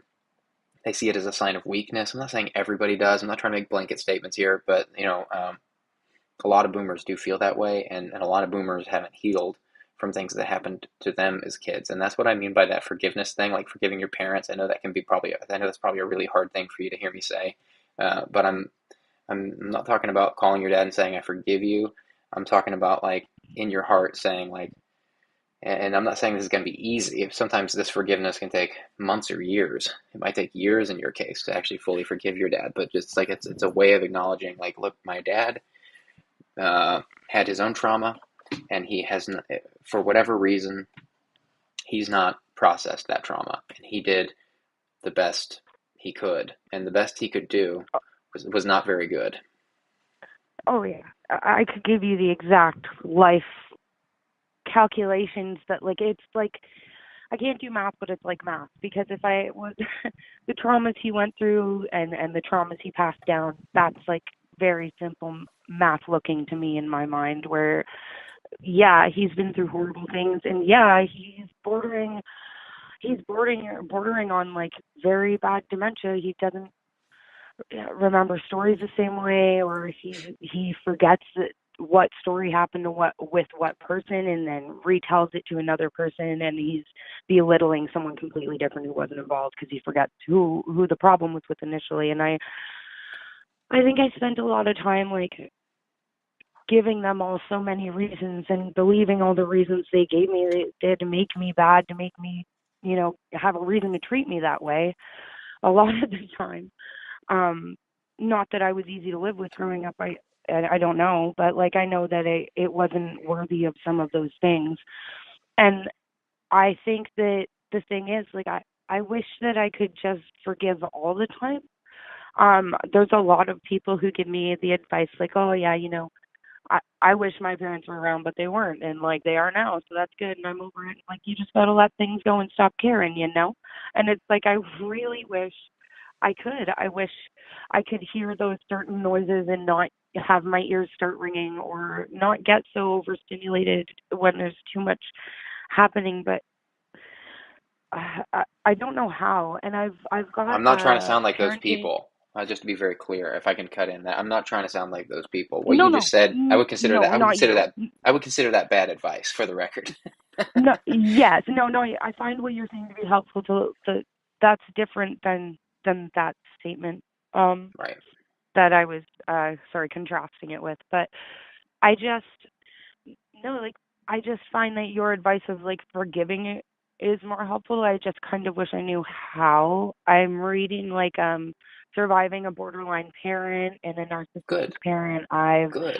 That's a good book. graduated 21 weeks of group therapy of cognitive. I have the dialectical therapy books like for all these Okay. different things because my umbrella of symptoms, I it seems to fall like I identify with some of the symptoms with people who are on the spectrum or have these like all these I fall under the umbrellas with what I go through. So and it's hard, it's also isolating not even knowing, sorry this is different, but not even knowing the brain damage issue that I have. It's like that's isolating too because I see communities with their own mental health issues relating to each other, and I feel like I don't know where I fit really. Uh, Right. and I know that's kind of weird. I just have always felt like, even now, like I just have always felt like I really just wish I had an adult to, and I know I'm an adult, but an adult or adult sometimes to just help walk me through situations that just aren't as easy for me as they are seem to look for everybody else. Right. And I know that's not realistic or anything, but Can you afford a counselor? it would be nice. I waitlisted. Waitlisted. Oh, So waitlisted. Got it. I so thought I've you been on said. a I wait thought you list said. for I thought you said weightlifted. I was like, yeah, oh that's sorry, no. that's interesting. I've been on a wait list for 5 years. Okay, 5 years Um for a wait list. Can you get yeah. on it? Can you get anyone else? Sorry, I didn't catch that last part. Can you look for anyone else? 5 years is too long to wait for counseling. Well, yeah, so in between like the 5 year wait list was when I did the 21 weeks, and then I also was misdiagnosed and given medication that actually made my hair fall out. I got really sick because I was on like way too much of it too. Like there is a language barrier. I don't think we really understood each other. Like and they have great success as doctor with other people. It just didn't work out. But anyway, a mistake made. Maybe they put an extra zero at the pharmacy. So we I did that in between there, and then I did like I've spoken to my doctor in depth about my family issues because he's the family doctor and he just knows my family. And he sent me for an autism specialist, and that person was the one who said, who was the first person who looked at my entire chart and said, "You have brain damage, not any of these disorders. You have brain damage." And that was, for some reason, a surprise to me, I guess. Like even though I knew the whole time, like, and I just was under the impression that, yeah, I had brain damage, but it just didn't affect me because I wasn't allowed for it to affect me growing up. Hmm. Like it just wasn't calculated in. But as for forgiving, like I just wish that they would have loved me. Sorry, I'm so unlinear. It drives me crazy. But as for forgiving, it hurts that they loved me, but they just never showed it in a way that I could receive it. I know that that doesn't mean that they didn't love me, but it was just, the way things went down. I I just wish it was easier. And I'm trying really hard to make things easier on myself. It's just anyway, sorry, thank you for listening. Yeah. I feel bad. I feel like Well, I'm taking up a lot of time saying nothing, no, and don't. I get No, you're saying a lot. You're saying a lot. You're not saying nothing. I think you need to find a different wait list to get on. I mean, a good maybe it's a really good therapist you're on a wait list for. That's possible, but I mean, you can't wait 5 years for this kind of therapy. That's not fair to you. Can you? Do you live in, don't tell us where you live, but do you live in an area where there's more options than just this one person? Oh yeah, yeah. Find a So I've different been. therapist. It's just everything is slow in this place. Find a different therapist. Everything. That's what I would say. Not a Well, like psychiatrist. You don't so. need pills. Well, yeah. So I'm not allowed as this being the specialist. I'm not allowed to be on any medications because they don't know how to affect my chemistry personally. But so that's great because I think I'm better without them. I got diagnosed with like autoimmune diseases as well around the same time. But it was that specialist who really heard me out and didn't put me on meds and said you can't be on meds. And as of this year, which is one of the shortest wait lists I've ever been on, it was like a 9 to 10 month wait list for my neurologist in my brain scans, which means that it's important. They said like they my biggest fear. He said, "Do you live alone?" I said, "No," and he said, "Good." Um, and so my fear was that like had I said yes, they might have just put me into some place. I don't know what that would have meant if I was living alone Right. because I'm not living alone, but I don't feel like I need assisted living in a way that's like um I don't I guess I don't know how bad it is. Like I don't feel like it's bad. I don't feel like all I do is cry a lot. Like I cry maybe once or twice a day, but not like excessively or in front of people. I just can't help that things make me cry when I don't mean to. No, there's no issue with And crying. Crying means you're still processing something. Don't feel bad about crying. I want to recommend the same thing I recommended to the last caller with Bella Ruth Naparstek. I don't know if you heard that recommendation, but I feel like um, she's going to really help you. Did you hear that guided meditation recommendation I made to the last caller? yeah, and you said there was a book or this you said a YouTube channel who helps with red flags and I couldn't catch the name. Um Yeah, that was Dr. Ramani Diversala. I'm not sure that that's necessarily on point here. I'm talking about something different. I'm talking about the guided meditation uh, product that Belarus Naparstek sells. She has one on anger and forgiveness. She has one on trauma, okay. Okay. and they're anywhere from $6 to $12 each, and they're anywhere from 20 minutes to an hour long. So I think on days where you're by yourself, it might be good to just do. It might be good to do those once a day, or maybe even twice a day. I've used those guided meditations. I love them. Her voice is really soothing, and it's got this strange healing property to it somehow, even though it's just an MP3. It's an amazing thing she makes. I feel like it's going to be I invaluable for you while you're looking for a yeah, new I would counselor. benefit. I would benefit from guided meditation. I used to do that. I didn't know that's what it was at the time, but where you like breathe and like feel your body muscles instead of your That's thoughts right. all the way down or up and then but with headspace I think it was at the time, but I think that getting back into that is important for me. Right. And And I like want the recommendation is important. okay, I'm glad you feel it's relevant. And I do want to highlight something that was from earlier on in the chat. John Blunt said this, and I was waiting for a good time to say it. We were on some other topics, but kind of since it seems like we're kind of winding down here, I want to highlight this because I think you need to hear it. John Blunt said to you, I had a traumatic brain injury in 2016. I felt like the world left me behind too. Don't let people tell you what you should be based on what you can do. I felt like you needed to hear that. Yeah, I did. I did. There's been some really like oh just so helpful and I've been seeing this and I've been dying to call but too scared to call because I know I can't I don't speak well like that, so I get nervous. I'm sorry, and I didn't Well, want to take up too much time. to anyone else who may have had the same hesitation, how would you say this felt? I want to encourage. I want this to be. I want people to feel encouraged to call in, even if they're nervous. um, I would say that it felt really good. Like it, yeah, my heart was beating and I was nervous, but it's not like you're gonna be like, hey, don't talk to me and hang up. Like, I mean, the worst thing that could happen is like it just goes like you just don't get answered right away. Like if you're patient, you'll get in and you'll get really good advice. And even if you don't get into this call, I have found the Discord extremely helpful. Like Great. there's never been a moment that coming across this live or coming across the Discord has not been helpful, and I'm very thankful that that you guys all had the time today. Amazing. I'm glad you're in the Discord. I'm glad this has been helpful. Thank you so much for sharing, and I hope the guided meditation is good for you. Good luck finding a new therapist, and please call back again anytime. Thank you so much. Thank you. Thank you. Bye. Take care. Good night.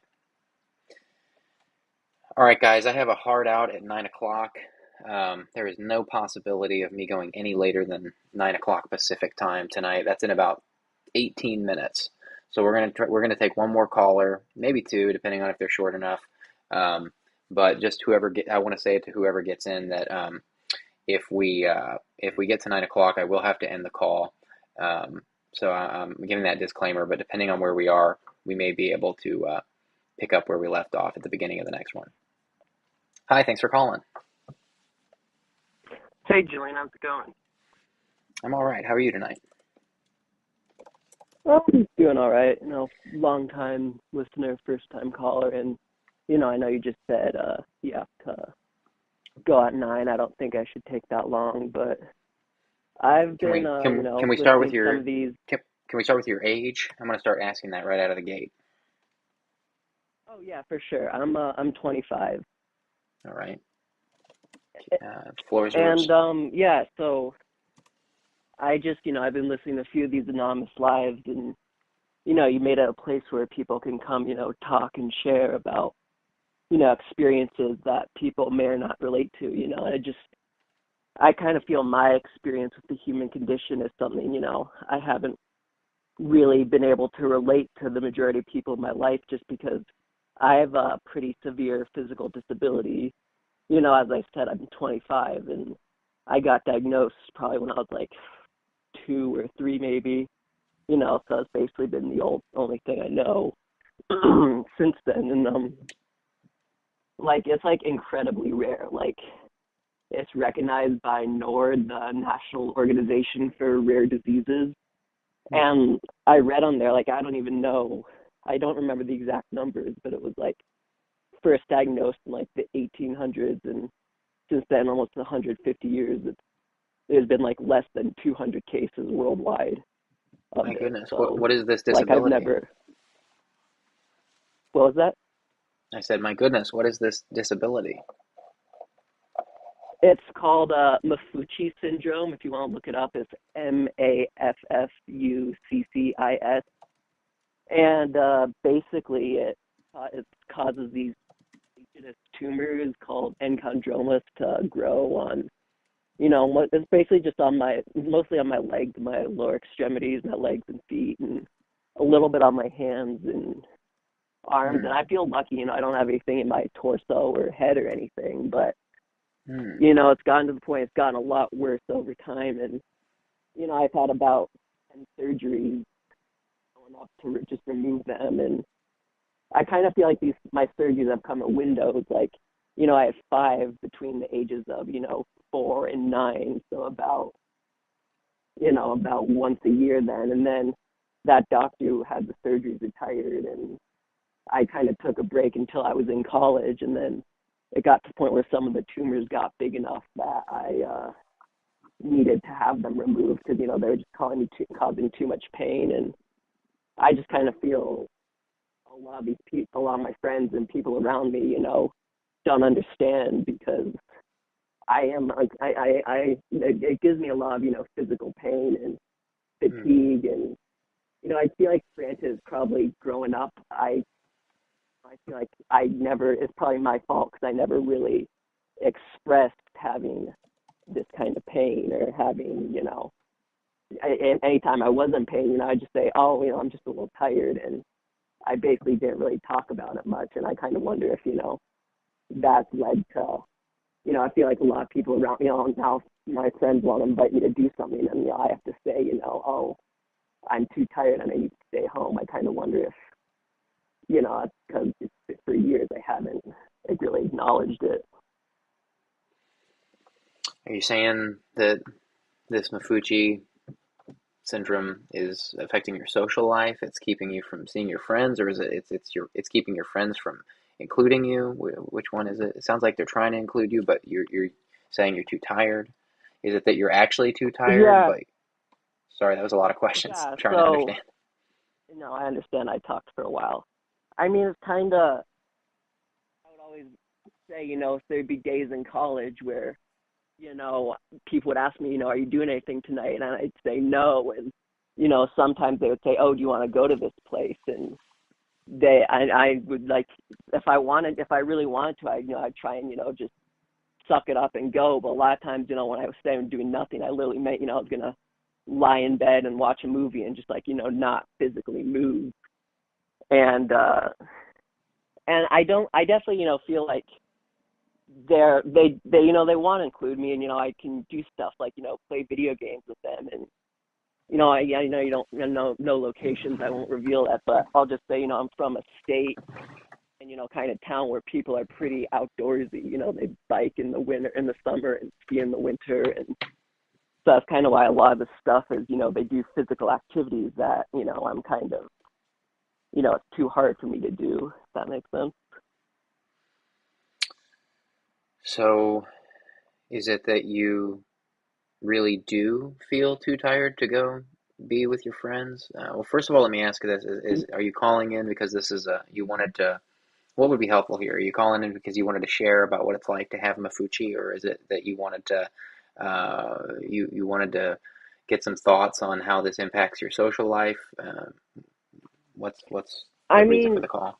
yeah, I kind of just, want to have a conversation. I don't think there's really, going to be any concrete answers I could get out of this. I just kind of, I feel like, as I mentioned, I kind of feel like I don't really talk to my friends about, the pain they have, because I kind of feel like, they don't understand. And like, so I feel like I'm a pretty introverted person, and I always have been, but I kind of feel, having this Maffucci syndrome is really exacerbated that kind of to the point, because when I was in high school and college, my friends would be out, playing sports and, going to parties, doing stuff like that, where I'd be home and, I'd be home watching your YouTube videos. So that's one of the reasons why I really appreciate you doing this. But yeah, I just kind of, want to talk about some things on my chest and, just kind of have this conversation where, I realize there might not be one specific I see. way to solve this. Or just kind of make it, if that makes sense. Yeah, of course, none of us here can um, heal you, but I hear you saying that you wanted a place to kind of share about what this is like because you don't feel uh, the welcome to talk about this with your friends. Is that right? Yeah, and I mean, even I kind of, even I know, and I love my friends. I have like 3 or 4 really good ones that I talk to, and I feel like, even if I did talk to them, they totally, accept it and talk. I kind of feel like, I don't necessarily want to burden them because, as I mentioned, Right.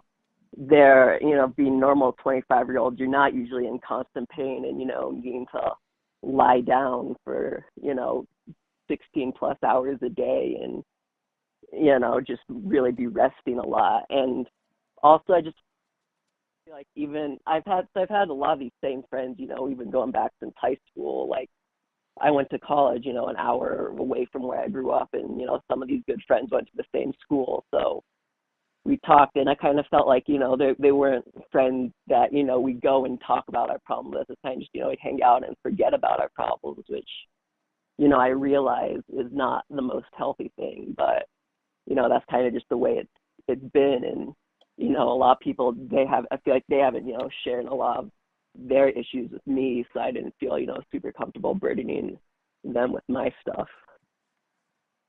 Right. I understand that feeling. You wanna keep your friends. You don't wanna be a Debbie Downer. It can be heavy going through something, especially I can only imagine going through something so rare. There's only been 200 cases in the last 150 years. That's pretty Yeah. that's pretty freaking rare. I can imagine that you wouldn't want to burden your friends with that. But I wonder if do you have anyone that you can talk to about this? Do you have one or two friends that you can call and just talk to and be like, I feel horrible today? Do you have anybody like that you can just be brutally honest with?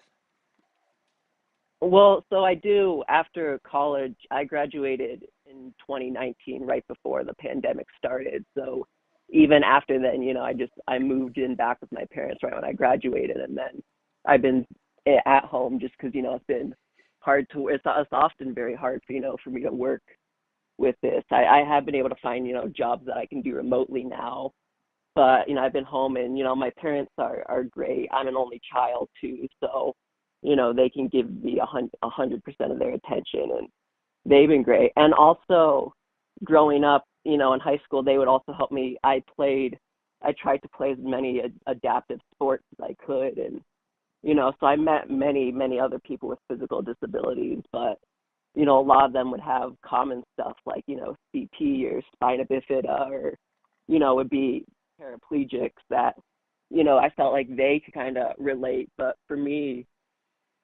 it was difficult. And then what's gotten kind of hard is these tumors have gotten bigger as I've grown older, and pretty much it's been harder to a lot of these adaptive equipment or wheelchairs. If they grow every few years, my legs get bigger to the point where I need to keep resizing. It's been tough, so Hmm. that's not really sustainable. So I haven't been able, especially with the pandemic, I haven't really been able to do a lot of that stuff. I've been trying to play wheelchair tennis. That's one of the ones that I did. I'm really trying to get back into that this summer. Trying to get a new chair, but that can be a very slow process, especially for someone like me who needs to get it very customized. Right. So what kinds of, I wonder if you could educate us on what this, on your worst day and uh, with Maffucci, well, what kinds of things can you do? What kinds of things do you enjoy doing? Like when it's at its worst, on your worst day, what kinds of things get you through those days? I mean, so I'd say just stuff I can do sitting on the couch. I really like watching sports or movies or playing video games, and kind of one of the ways I've been able to cope with this is realizing how super unlucky I am that I have this thing that, almost no one else has. I've never met anyone with it. But, how unlucky that is. I feel super lucky that I was born into, a situation where, my parents are really great. As I mentioned, I'm an only child, so having them, be super attentive to me in my childhood was great. I just also feel growing up in this age of technology, I can have unlimited entertainment from my couch, from my home, where, if I was born 20, 30 years earlier, I'd probably just, read a bunch of books, but I feel like that'd be the only thing I could do staying at home. That's kind of why I try and look at the positive sides of, the world we have today. You have a beautiful perspective, a very optimistic perspective. I think that's amazing. And you also sound like a very uh, relentless, uh, uh, what's the word I'm looking for? Enterprising soul. Like you didn't let this Maffucci syndrome keep you from graduating college. That is huge. In fact, can we applaud you? Can we go out on a good note here? Can we give you some applause for that?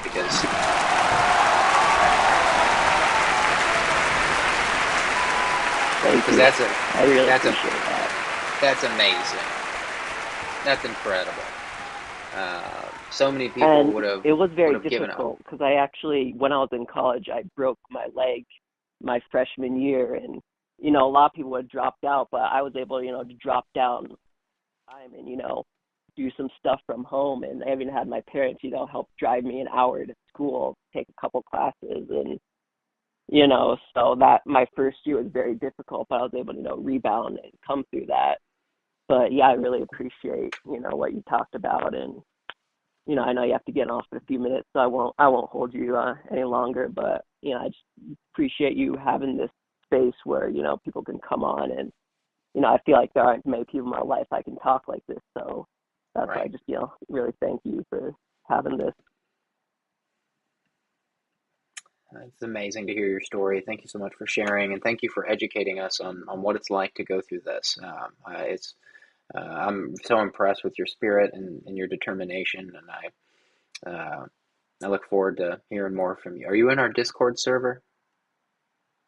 Yeah, I recently joined it, a Okay, couple weeks great. ago. Been listening to a few of these. I haven't, done anything in it, but Okay. I've joined it and read through some stuff a few times. Keep us posted in there on how you're doing and how things are going. Definitely.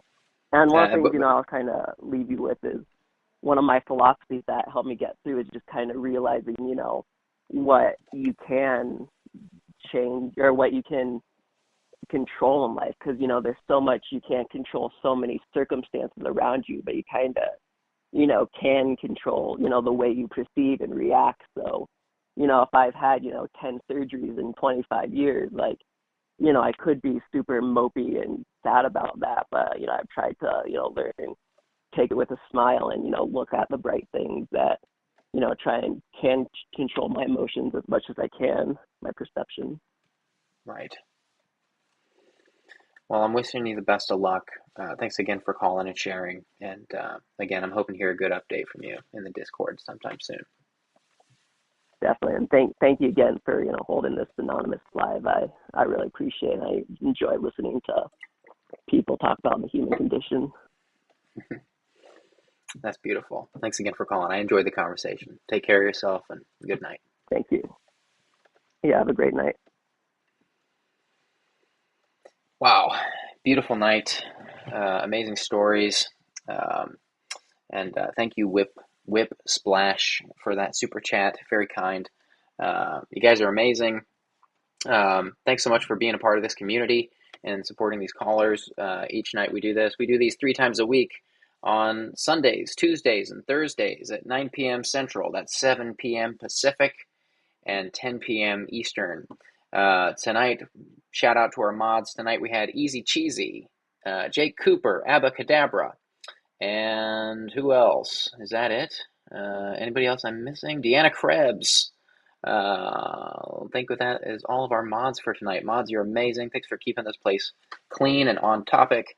And for those who don't know or may not have heard, we try to keep the comments in the chat on topic for the callers, because the callers use the chat as a resource after the calls. They often go back and read through the things you guys are saying. So that's why if you come in talking about eat Randy or jellyfish or something like that, we are going to ask you to stay on topic. So that's why we do that. It's for the callers.